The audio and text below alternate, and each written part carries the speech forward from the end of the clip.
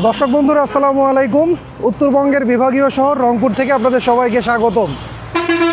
Actually আমার দেশের বাড়ি বগুড়া, এটা হয়তো অনেকেই জানেন, কিন্তু রংপুর এমন একটা জায়গা যেখানে আমার খুব বেশি দিন থাকা না হলেও এটা কিন্তু আমার ফার্স্ট হোম টাউন। কেন বলছি এটা ভিডিওর সামনে রিভিল করব।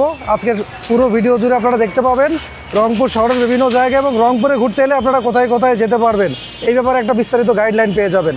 এখন আমি অবস্থান করছি রংপুরের প্রাণকেন্দ্র শাপলা চত্বরে। সকালে নাস্তা করা হয়নি, সকালে নাস্তা সেরে দ্রুত আগে ঘুরতে বেরোই, চলেন।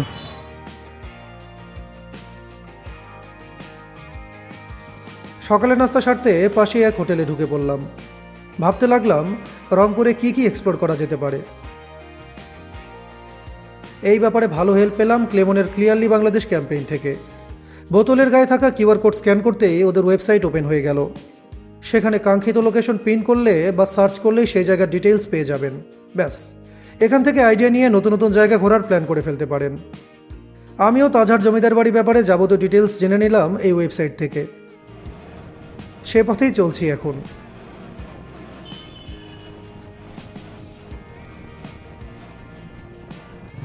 সকালের নাস্তা সেরে চলে এলাম তাজহাট জমিদার বাড়ি রোডে।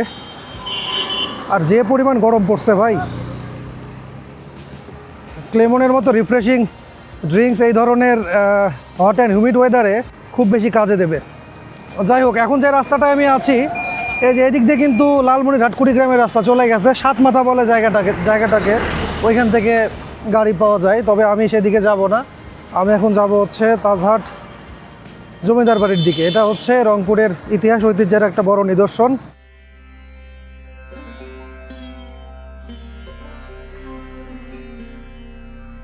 এই যে আমার হাতের পেছনে তাজহাট জমিদার বাড়ি দেখা যাচ্ছে। ইউরোপীয় স্থাপত্য শৈলী, বিশাল উঁচু সিঁড়ি, সেই সাথে অনন্য নকশা, সব কিছু মিলিয়ে বাংলাদেশের সবচাইতে সুন্দর জমিদার বাড়িগুলোর একটি হচ্ছে এই তাজহাট জমিদার বাড়ি। তো এটা হচ্ছে রংপুরে যারা ঘুরতে আসে এখানে অবশ্যই প্ল্যান করে, তবে এখানে আসার আগে আপনাদের টাইম টেবল সম্পর্কে জানতে হবে। রবিবার সারাদিন আসলে পাবেন না, বন্ধ। সোমবার 1:30টার পর থেকে খোলা থাকে, বাদবাকি সপ্তাহের 5 দিন এটা খোলা পাবেন সারাদিন। গরমের দিনে হচ্ছে সকাল 10টা থেকে খোলা থাকে আর বিকেল 6টা পর্যন্ত চলে, আর শীতের দিনে হচ্ছে 9টা থেকে 5টা পর্যন্ত। প্রচলিত আছে একটি মূল্যবান তাজ বা মুকুটের নাম থেকে এই এলাকার নাম হয়েছে তাজহাট। মহারাজা কুমার গোপাললাল রায় বিংশ শতাব্দীর শুরুর দিকে এই জমিদার বাড়ির পত্তন করেন। তিনি ছিলেন ধনী জমিদার এবং ব্যবসায়ী পরিবারের সদস্য। তাজহাট জমিদার বাড়ির স্থাপত্যে ইন্দো ইউরোপীয় প্রভাব স্পষ্ট।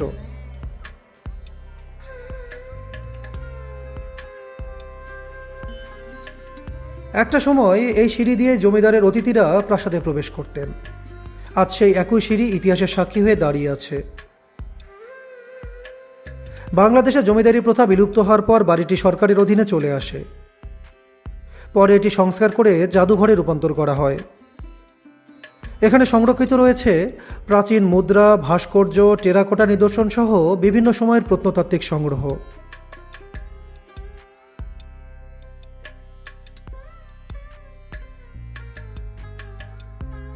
(1924 সালে প্রকাশিত রঙ্গপুর দর্পণ পত্রিকাও দেখলাম এখানে সংরক্ষিত আছে। সময় বদলেছে, মানুষ বদলেছে, জমিদারিও নেই, কিন্তু শত বছরের বেশি সময় পেরিয়েও তাজহাট আজও রংপুরের ইতিহাস নীরবে বহন করে চলেছে।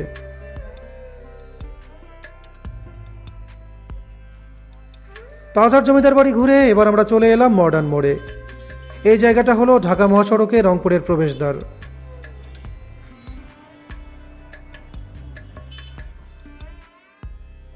সেখান থেকে এবার আমরা ছুটে চলেছি রংপুরের এক মহিষী নারীর বাস্তুভিটার সন্ধানে।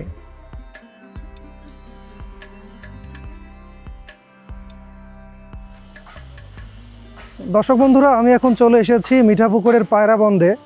আর পায়রাবন্দে কী কারণে এসেছি এটা যারা রংপুর নিয়ে কিছুটা জানেন তারা অবশ্যই বুঝে গেছেন। আমি এখন অবস্থান করছি বেগম রোকেয়া সাখাওয়াত মেমোরিয়াল কমপ্লেক্সের ভেতরেই। 1880 সালের 9 ডিসেম্বর এই মহিষী নারী ঠিক পায়রাবন্দের এই জায়গাটাতে জন্মগ্রহণ করেন। এটা হচ্ছে বেগম রোকেয়া মেমোরিয়ালের মূল ফটক। ওই যে এখানে লেখা শুক্র, শনি ও সরকারি ছুটির দিন সমূহে স্মৃতিকেন্দ্র বন্ধ থাকবে। প্রতি বছর কিন্তু 9 ডিসেম্বর এখানে বেগম রোকেয়া দিবস পালিত হয়। আর দেখেন পায়রা বন্দরের এই জায়গাটায় বেগম রোকেয়া স্মৃতি মেমোরিয়ালের ঠিক অপোজিট সাইডে হচ্ছে বেগম রোকেয়া গার্লস স্কুল, এই পাশে হচ্ছে ডিগ্রি মহাবিদ্যালয় সরকারি এসব অবস্থিত। ওনার জন্মভিটা আমি এর আগের বার এসেছিলাম, সম্ভবত যে সামনে গেলেই ওইখানে পুরাতন বাড়িটা পাওয়া যাবে। ভাবুন তো, যে মেয়েটিকে একসময় লুকিয়ে পড়াশোনা করতে হতো, তিনিই পরে হাজার হাজার নারীর শিক্ষার পথ খুলে দেন। এখন যে বাড়িটির ধ্বংসাবশেষ দেখছেন, সেখানে কেটেছে বেগম রোকেয়ার শৈশব। বিয়ের পর বেগম রোকেয়ার নতুন ঠিকানা হয়েছিল ভারতের বর্তমান বিহার রাজ্যের ভাগলপুর। স্বামীর মৃত্যুর পর তিনি কলকাতায় গিয়ে নারী শিক্ষার আন্দোলনে নিজেকে পুরোপুরি নিবেদিত করেন। সেখানে প্রতিষ্ঠা করেন সাখাওয়াত মেমোরিয়াল গার্লস স্কুল, যা আজও তার স্বপ্নের সাক্ষী হয়ে কলকাতায় দাঁড়িয়ে আছে।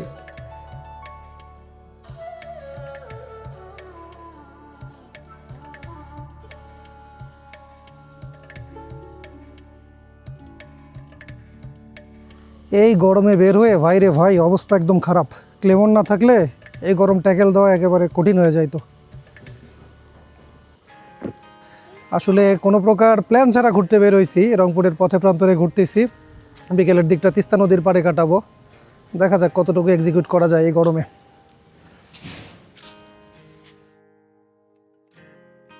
এবার আমরা এক এক করে রংপুরের ঐতিহ্যবাহী কিছু প্রতিষ্ঠান রিকশায় করে ঘুরে দেখব।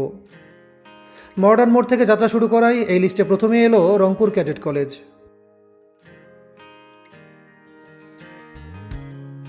আমরা আসলে শহরের এক প্রান্ত থেকে অন্য প্রান্তে যাচ্ছি এখন।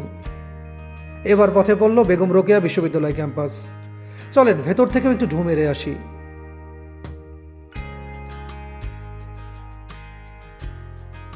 বিশ্ববিদ্যালয়টি 12ই অক্টোবর 2008 সালে প্রতিষ্ঠিত হয়। শুরুতে নাম ছিল রংপুর বিশ্ববিদ্যালয়। পরে নারী শিক্ষার অগ্রদূত বেগম রোকেয়ার সম্মানে এর নাম পরিবর্তন করে বেগম রোকেয়া বিশ্ববিদ্যালয় রাখা হয়। এটি রংপুর বিভাগের একমাত্র পূর্ণাঙ্গ পাবলিক ভার্সিটি।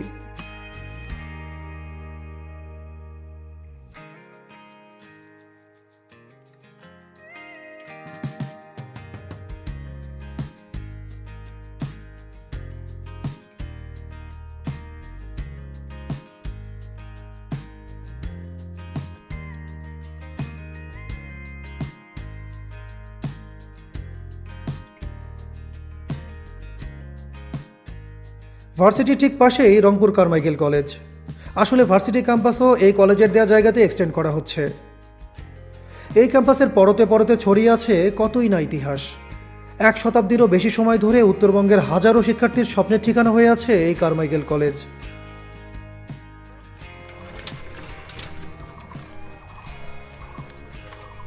এই পুরোনো দালানটা আবার কিসের?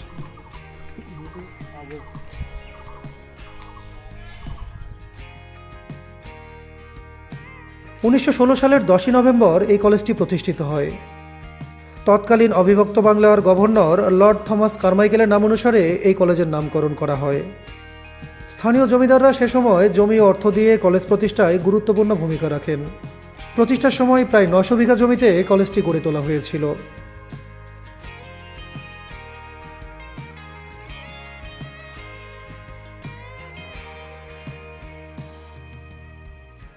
এখন আমরা যে এলাকাটায় আছি এর নাম লালবাগ, পাশেই রংপুর রেলওয়ে স্টেশন। এই তো আমরা আবারও শাপলা চত্বর অতিক্রম করছি। এখান থেকে একটু এগুলেই জাহাজ কোম্পানির মোড়।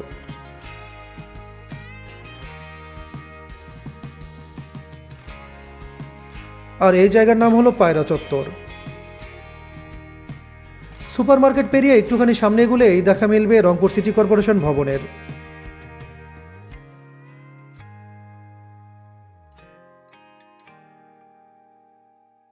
পাশেই পাবলিক লাইব্রেরির এই জায়গাটা বিকেলবেলার আড্ডার জন্য বেশ জনপ্রিয়।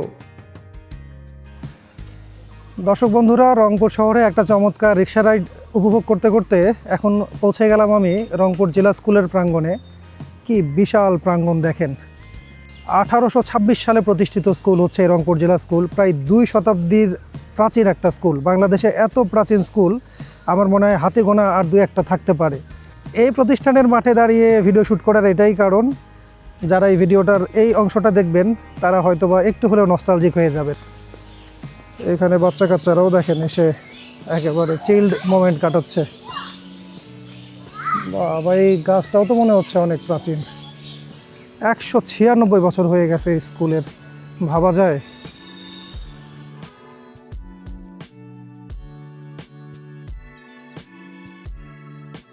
জেলা স্কুল প্রাঙ্গণে দেখলাম বিভাগীয় বৃক্ষমেলার আয়োজন করা হচ্ছে।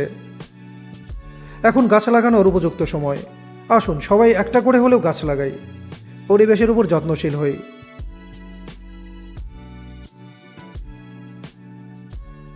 দুপুর গড়াতে এবার আমি চলে এলাম ঘাঘট নদীর পাড়ে। এখানে বিনোদনের জন্য সেনাবাহিনীর তত্ত্বাবধানে সেনাপ্রয়াস পার্ক গড়ে তোলা হয়েছে।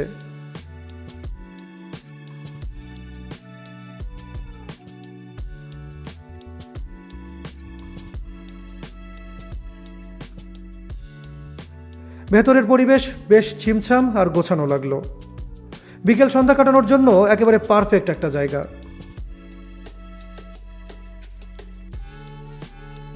এখানে বেশিক্ষণ দেরি করলাম না, কারণ বিকেলটা কাটাবো তিস্তার পাড়ে। অনেকেই আছেন রংপুরের জিআই পণ্য শতরঞ্জি চেনেন না।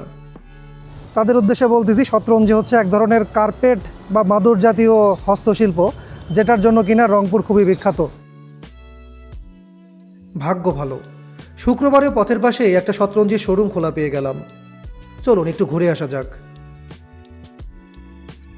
রংপুর বললে আমাদের মনে হাড়িভাঙা আমের কথা চলে আসে, কিন্তু এই জনপদের আরেকটি গর্ব হচ্ছে শতরঞ্জি, যেটি শত শত বছর ধরে বয়ে চলেছে প্রজন্ম থেকে প্রজন্মে। হাড়িভাঙা আম আর শতরঞ্জি দুটোই রংপুরের জিআই পণ্য। 19 শতকের শুরুর দিকে ব্রিটিশ কালেক্টর মিস্টার নিসবেট এই অঞ্চলের শতরঞ্জি কারিগরদের কাজ দেখে মুগ্ধ হন। তিনি শতরঞ্জির মানোন্নয়ন ও বৈদেশিক বাজার তৈরিতে সহায়তা করেন। তার অবদানের স্মৃতিতেই পরবর্তীতে এই এলাকাটার নাম করা হয় নিসবেতগঞ্জ।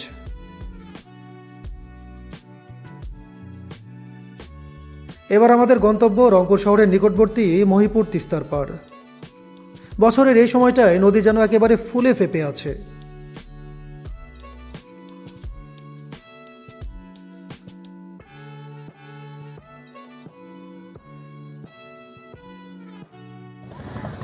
আমি যমুনা পাড়ের ছেলে, এই জন্য নদীকেন্দ্রিক ঘোরাঘুরির প্রতি আমার অন্যরকম একটা দুর্বলতা এমনিতেই আছে, স্বভাবতই আছে। আর এর মাঝে বিভিন্ন ধরনের চর জনপদ, এর আগে মেঘনা জনপদ, এগুলো এক্সপ্লোর করতাম। নদীর প্রতি ভালোবাসা না থাকলে সেটা তো করা সম্ভব না, তাই না? আর রংপুরের বিখ্যাত নদী কোনটা? তিস্তা নদী। একটু আগে আপনাদেরকে ঘাঘট নদী দেখাইছি, কিন্তু রংপুরে এসে যদি তিস্তার পারে না আসেন তাহলে কিন্তু রংপুর ভ্রমণ অসম্পূর্ণ।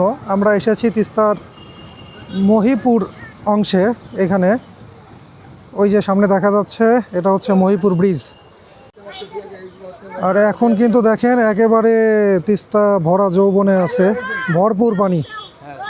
এটা তো পর্যটন কেন্দ্রের মতো একদম, তাই না? মহিপুরের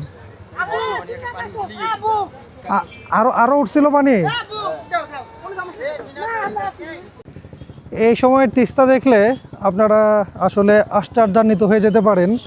তিস্তা বাঁচাও আন্দোলন বছরভর চলতে থাকে, যে তিস্তায় পানির কোনো ছিটে ফোঁটা দেখা যায় না, সে তিস্তা এখন দেখেন জুলাই মাসে একদম ভরা যৌবন অবস্থায় আছে। তিস্তা নদীর উৎপত্তি হচ্ছে ভারতের সিকিমে। এই সময় পাহাড়ি ঢলে ওই পাশে তিস্তাতে প্রচুর পরিমাণে পানি বেড়ে যায়, এবং সে পানিগুলাই হচ্ছে এই পাশে যখন ছেড়ে দেয় তখন আমাদের তিস্তাও একদম ভরপুর অবস্থায়।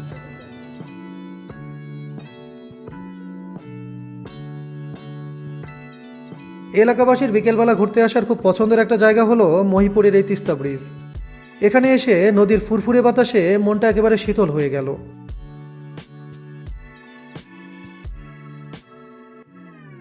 এবার শহরে ফিরে নাস্তা করার পালা। লোকাল রেকমেন্ডেশনে চলে এলাম ঢাকা ফাস্টফুডের এই ব্রাঞ্চটায়। ভাইয়ের কাছে জানলাম এটা নাকি 90s কিডসদের জন্য একটা নস্টালজিয়ার ব্যাপার। 120 টাকায় এত বড় বার্গার এখন আসলে ভাবাই যায় না। আর ক্লেমনে আছে হচ্ছে সবচেয়ে বেশি লেমনি ফিল, এটা আপনারা সবাই জানেন।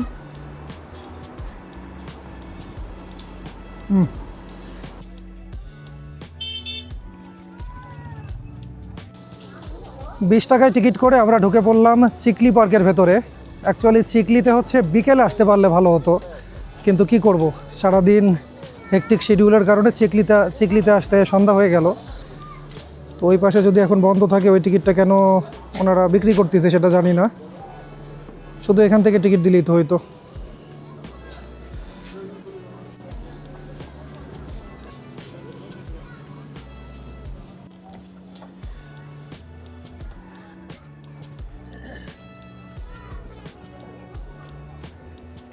তো প্রথমে যেখানে হলো 20 টাকা টিকিট করে ঢুকেছিলাম ওইটা ছিল হচ্ছে সিটি পার্কের টিকিট। সিটি পার্ক সন্ধ্যার পর থেকে বন্ধ হয়ে যায়, কিন্তু ওনারা টিকিট বিক্রি করতেছেন। টিকিট কেন বিক্রি করতেছেন জানি না। ওই 20 টাকা টিকিটে ওই পাশে ওনাদের ঘোরাঘুরির জায়গা আছে, সেই জায়গাগুলো এখন বন্ধ। কিন্তু যখন আমি ঢুকলাম টিকিট করে ঢুকতে হলো। আর এখন আমি 30 টাকা দিয়ে যে টিকিটটা করলাম এখানকার জন্য, সেটা হচ্ছে চিকলি ওয়াটার পার্কের টিকিট। আর দেখেন এখানে কিন্তু অনেকগুলো রাইডের ব্যবস্থাও দেখতে পাচ্ছি। এই রাইডগুলো সন্ধ্যার পরে বন্ধ হয়ে যায়, এই রাইডের জন্য আবার আলাদা করে টিকিট করতে হয়। জায়গাটা ভালো। এই মুহূর্তে ঝিরি ঝিরি বৃষ্টি হচ্ছে, একেবারে মনে হচ্ছে পানি স্প্রে করে দিচ্ছে।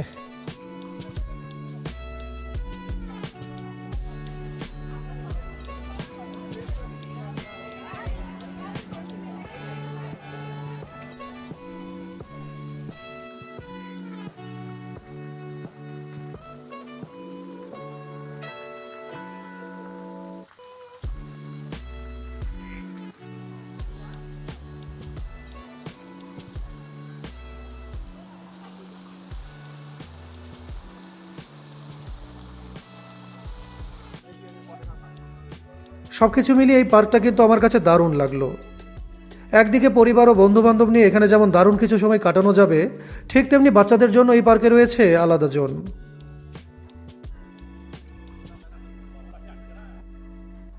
শহরের ব্যস্ত শিডিউলে ঘোরাঘুরির জন্য ভালো এক আয়োজন এই চিকলি ওয়াটার পার্ক।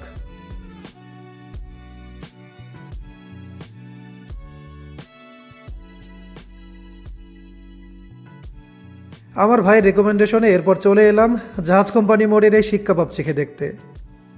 আজকে মার্কেট বন্ধ থাকলেও লাকিলি দোকানটা খোলা পেয়ে গেলাম।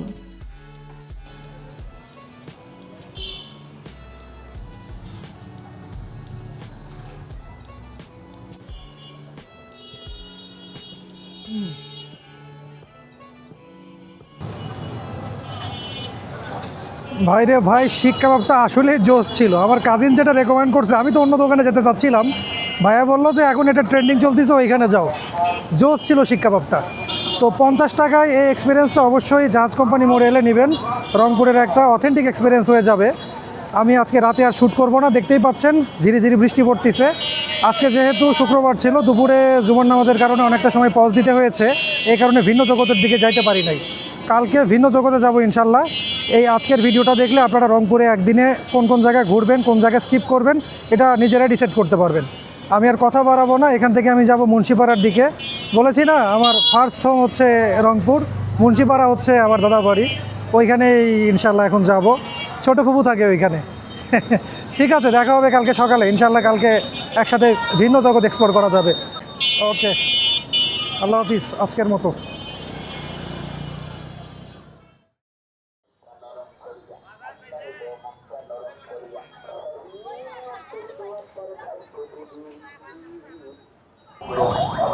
দর্শক বন্ধুরা, এখন আমি রংপুর থেকে চলে এলাম পাগলাপীরে। রংপুর মেডিকেল মোড় থেকে 10 কিলোমিটারের মতো ডিস্টেন্স। অটোরিকশা, বাস সব কিছু পাওয়া যায়, কারণ এখন যে রাস্তাটায় দাঁড়ায় আছি এটা হচ্ছে রংপুর থেকে দিনাজপুর ঠাকুরগাঁও হয়ে পঞ্চগড়ের দিকে যে হাইওয়েটা চলে গেছে সেই রাস্তা। আর এখান থেকে আরেকটা রাস্তা ইন্টারসেক্ট হয়ে চলে গেছে জলঢাকা ডিমলা হয়ে তিস্তা ব্যারেজের দিকে।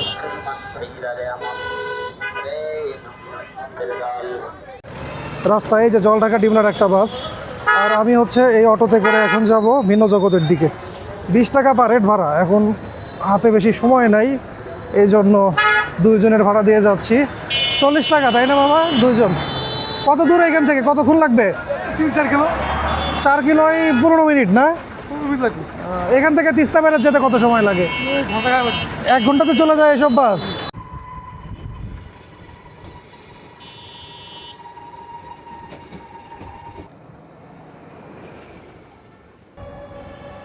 এদিকে তামাকের ফ্যাক্টরি নাই, গন্ধ পাইলাম যে। ও আচ্ছা, এই যে এগুলো হচ্ছে দেখেন তামাক, এটা বিড়ির ফ্যাক্টরি না? হ্যাঁ।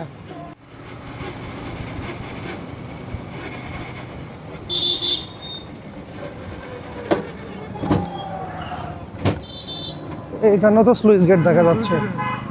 এটা কোন নদী কিংবা খালের ব্যারেজ? এটা কেলেন তিস্তার সাথে কানেকশন আছে নাকি? হ্যাঁ আছে এদিকে তিস্তায় পানি বেড়ে গেছে তো এই জন্য খালেও এখন পানি অনেক গেছে পানি। পানি গেছে কেলেন ও, ভিন্ন জগতে চলে আসলাম। এটা একদম রাস্তার সাথেই।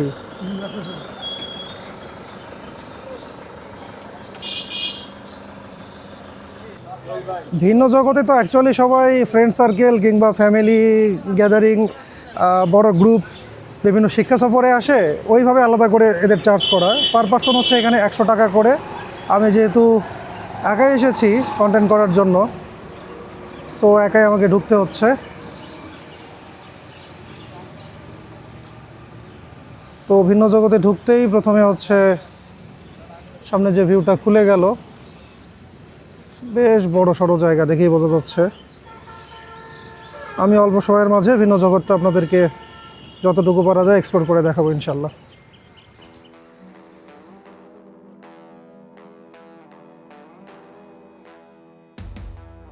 জায়গাটার নাম ভিন্ন জগৎ। আর নামের মতোই দৈনন্দিন জীবনের ব্যস্ততা থেকে কিছুটা ভিন্ন এক পরিবেশ তৈরি করার চেষ্টা করা হয়েছে এখানে। শহরের কোলাহল থেকে কিছুটা দূরে সবুজ প্রকৃতির মাঝে গড়ে উঠেছে এই ভিন্ন জগৎ।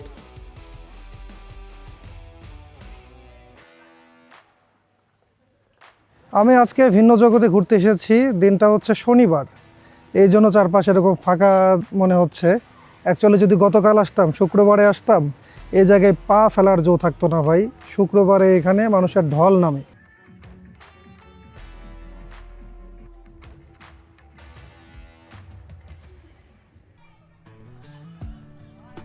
নিরিবিলি লেক, সবুজ গাছপালা আর খোলা আকাশ। ব্যস্ত জীবনের ফাঁকে একটুখানি যেন স্বস্তির খোঁজ মেলে এখানে। রংপুর অঞ্চলের সবচেয়ে বড় বিনোদন কেন্দ্র এই ভিন্ন জগৎ। ছুটির দিনে পরিবারের সঙ্গে সময় কাটাতে কিংবা বন্ধুদের নিয়ে কিছুটা নির্ভার মুহূর্ত উপভোগ করতে অনেকে ছুটে আসেন এখানে।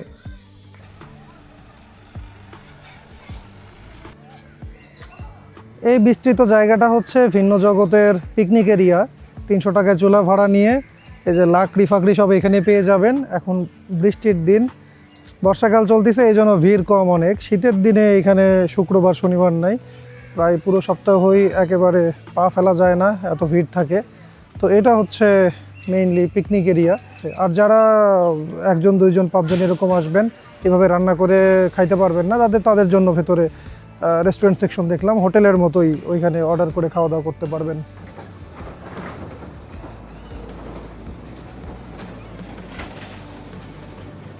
এই জায়গাটার এরিয়া যে কত বড় ভাই, এখানে না এলে এটা অনুমানও করতে পারবেন না।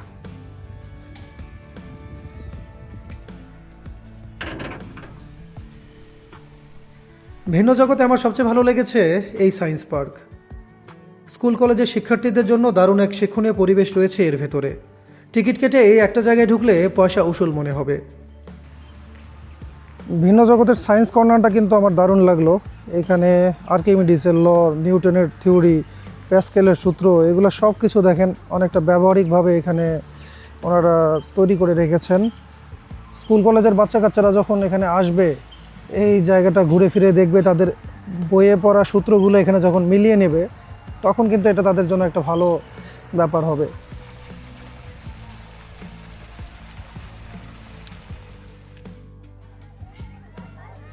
এবার আমরা প্রবেশ করব ভিন্ন জগতের সবচেয়ে বড় আকর্ষণ ওয়াটার পার্কে। এখানে ঢুকতে আলাদা করে 200 টাকার টিকিট কাটতে হয়।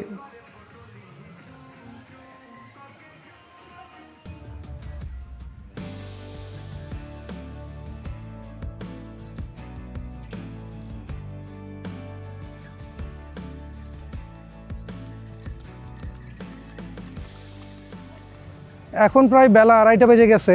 ভিন্ন জগতে একা একা ভালোই ঘুরলাম এতক্ষণ। আর ফিরছিলাম, ফেরার পথে ওনাদের একটা গেস্ট হাউস আছে, ড্রিম প্যালেস, এটা চোখে পড়লো। তো ভাবলাম যে এই ড্রিম প্যালেসটা আপনাদেরকে দেখায় যাই। এখানে নাকি থাকার ব্যবস্থাও আছে, সেই সাথে রেস্টুরেন্ট সেকশনও আছে। চলেন দেখি ভিতরের অ্যাম্বিয়েন্স কেমন। চমৎকার একটা লেক দেখা যাচ্ছে। ভিন্ন জগতে যে লেকটা এমনিতে পুলের পাশে ঘুরে দেখলাম, সেই লেকটাও কিন্তু চমৎকার।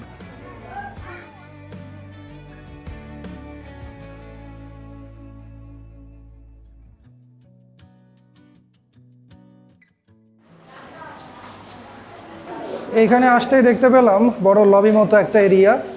তারপরে আমাকে বললো যে ডাইনিং সেকশনটা ওই পাশে, ওইদিকে চলেন। ওনাদেরই একজন সাথে করে নিয়ে যাচ্ছে। ভাইয়া এগুলো তো থাকার রুম তাই না? এটা কি মানে নাইট স্টে করা যায় নাকি শুধু দিনে রেস্ট করার জন্য? রাতেও থাকা যায়।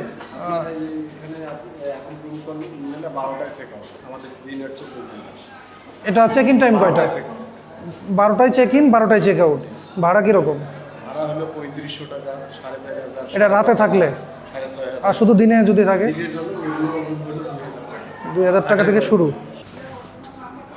ওকে, এটা হচ্ছে ভিন্ন জগতের গেস্ট হাউসের ডাইনিং সেকশন। ওকে, ঠিক আছে।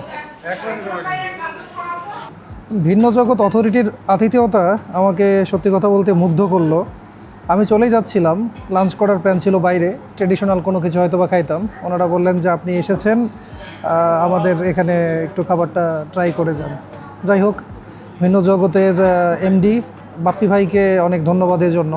আপনাদের ট্যুর প্ল্যানটা যেন হেল্পফুল হয় সেটা এই ব্লগে চেষ্টা করেছি আমি দেখাতে। গরমের মাঝে ক্লেমন কিন্তু আমাকে হেল্প করেছে অনেক।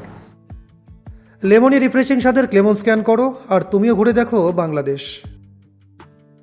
ক্লেমনের ক্লিয়ারলি বাংলাদেশি এই ক্যাম্পেইনে ওনাদের যে স্ক্যান করতে আমি দেখাইছিলাম, আপনারা স্ক্যান করে গোটা বাংলাদেশে এরকম অফবিট অনেক জায়গায় ঘোরার প্ল্যান পেয়ে যাবেন। আজকের মতো এখানে বিদায় নিচ্ছি। ভালো থাকবেন সবাই। আল্লাহ হাফিজ।